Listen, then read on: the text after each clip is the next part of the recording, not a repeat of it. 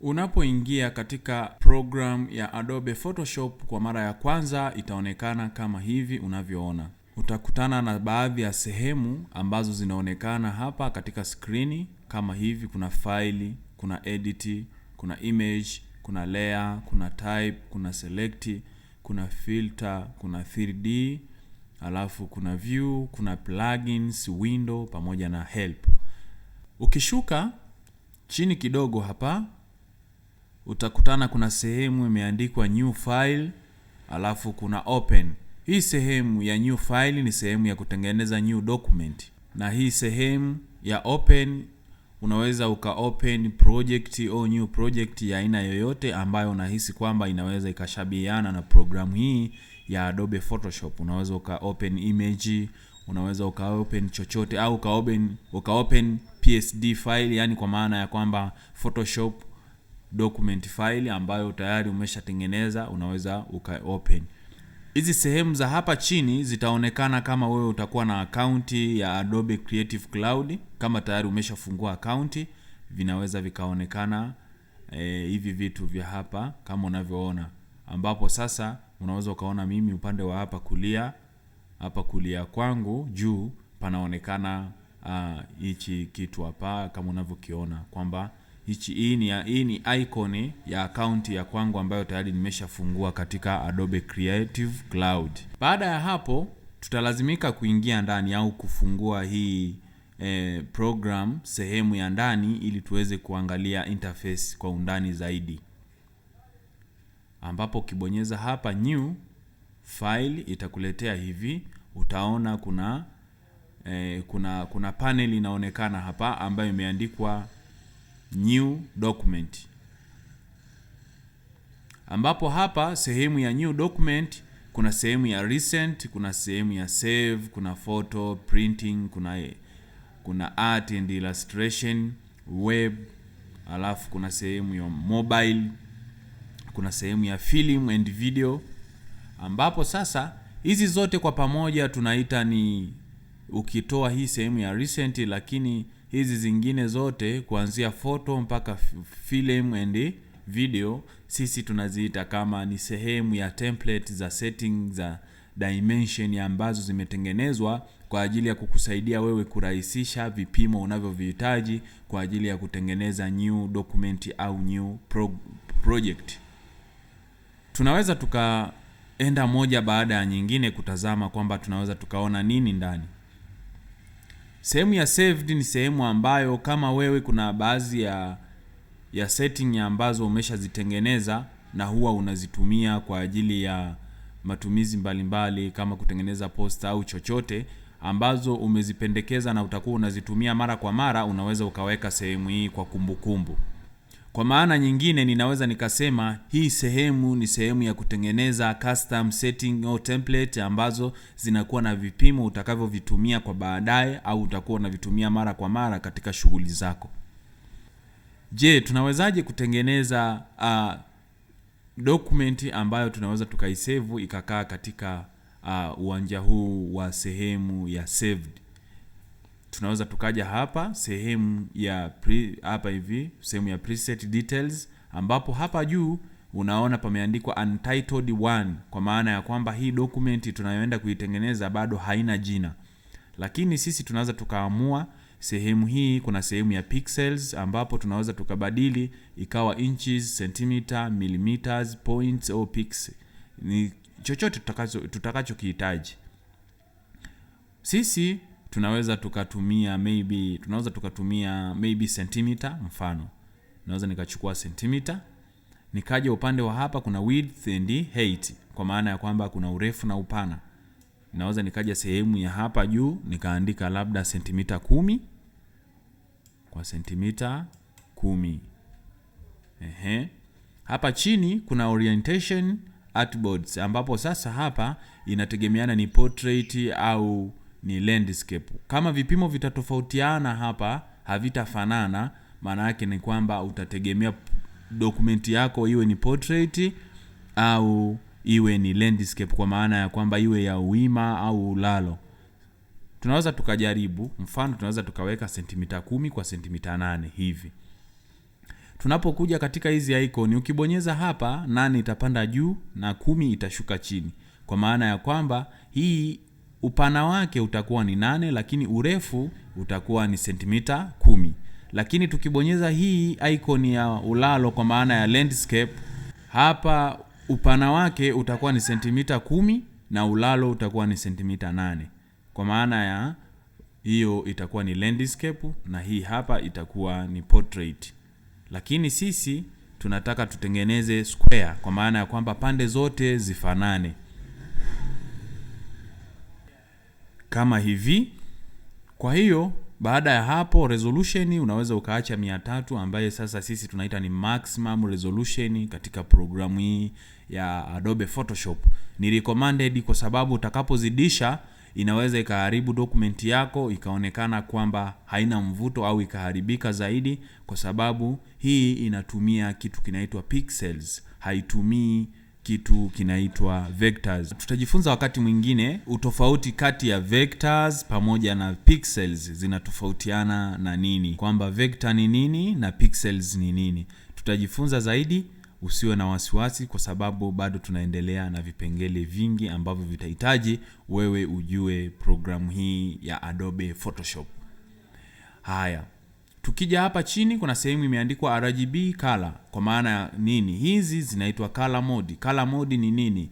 Ni aina ya rangi ambazo unaweza ni kama settings za rangi ambapo sasa unaweza apply wakati wa kutengeneza dokumenti yako. Kuna hii ya kwanza inaitwa bitmap, alafu kuna gray circle ambaye ni black in white kwa maana nyingine sisi tunaita hivyo.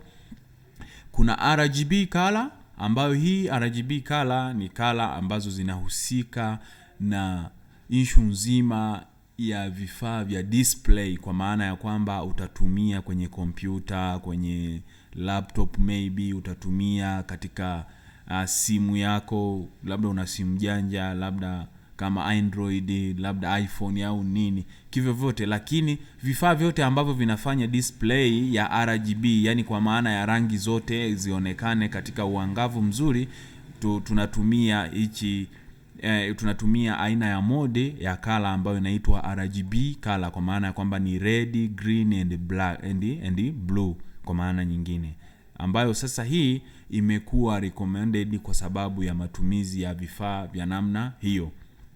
Unaweza ukatumia popote kama nilivyosema. Una screen yako kama hizi video unazoziona, unavoona hizi poster zinakuwa zinapendeza pale mtu labda anapokuwa anakurushia katika simu yako au umedownload kutoka mtandaoni, zinang'aa.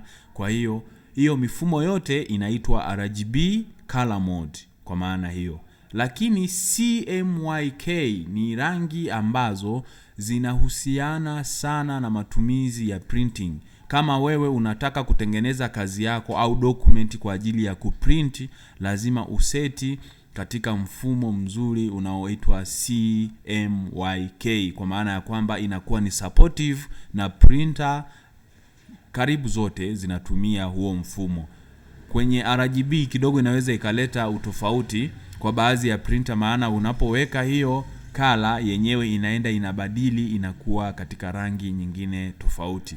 Lakini ili uweze kupata kitu kizuri, mara nyingi tunashauri utumie CMYK katika kuprint. Label color kama hivyo pia, kama wewe ni mtengenezaji wa label na nini, lab color hiyo utaona inahusiana na mambo kama hayo. Hapa square pixels nafikiri ni kwa sababu tumeapply kitu kinaitwa square kama unavyoona hapa. Hapa juu tunaweza tukataka kuandika jina, lakini tukibonyeza sehemu ya save hapa itatuletea hivi save preset, kwa maana ya kwamba tunataka tutengeneze hii. Sisi tunaweza tukaita labda kwa ajili ya kutengeneza insta poster. Labda tunaweza tukaandika hapa, tukaandika labda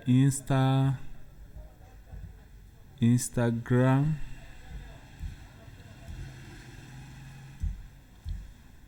posters, mfano posters hivi. Baada ya hapo tutaklik hapa katika hii button ya save preset. Tutabonyeza katika hii button hapa ya save preset hivi. itajisave hapa, utaona imeandikwa Instagram posters, kwa maana ya kwamba hii tunaweza tukaitumia katika matumizi yetu ya baadaye kama tutahitaji kufungua na kuitumia. Tunahamia hii sehemu ya photo. Sehemu ya photo ina nini? Hii sehemu ya photo ina settings zote zinazohusiana na mambo ya picha. Unaona hapa 7x5, kuna 3x2, kuna 6x4. Hizi zote zimekaa katika mfumo wa landscape. Kuna 7x5 kama unavyoona tena.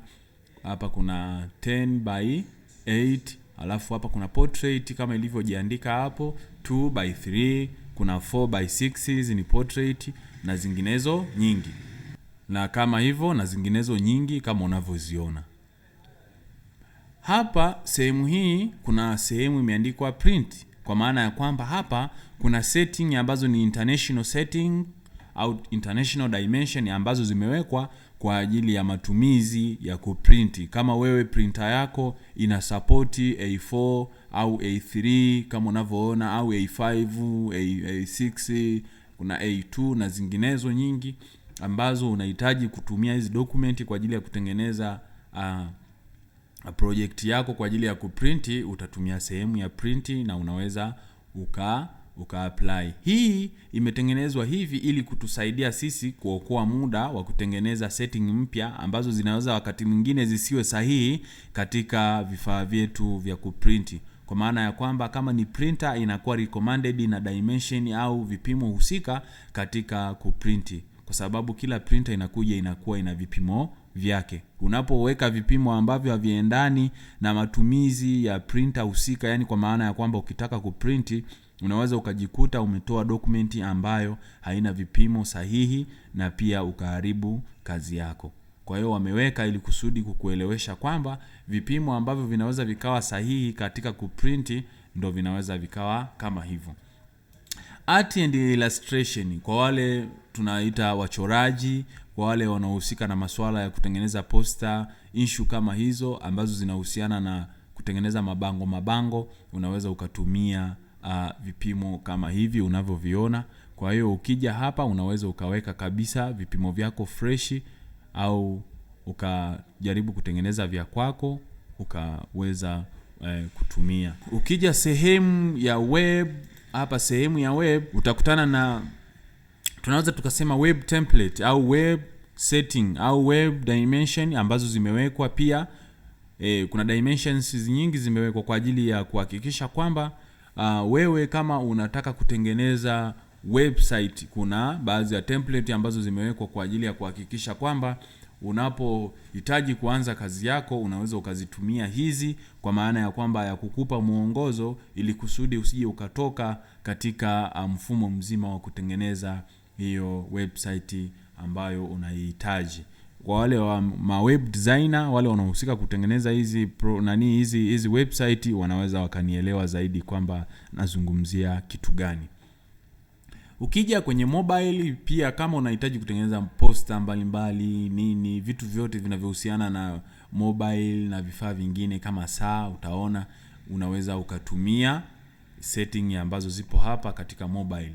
Film and video, kama unataka kutengeneza cover za video za kuweka labda YouTube, wengine sehemu zingine tofauti, unaweza ukatumia 1080, alafu unaweza ukatumia labda 4K, 2K na vinginevyo katika kutengeneza hizo poster au cover zinazohusiana na issue nzima za kuposti katika program mbalimbali ambazo zinahusika na masuala mazima ya video.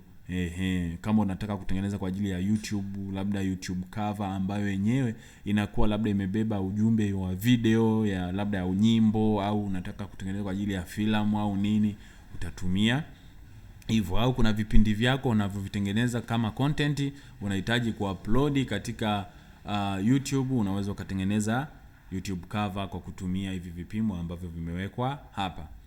Kwa kusema hivyo, nini kinachofuata? Tunataka tuendelee zaidi kuingia ndani, lakini kabla hatujaendelea, wakati huu ni kuacha hapa, tukutane katika sehemu ya pili ya mwendelezo wa kozi hii ya Adobe Photoshop ili tuweze kuona interface inaonekanaje zaidi. Asante.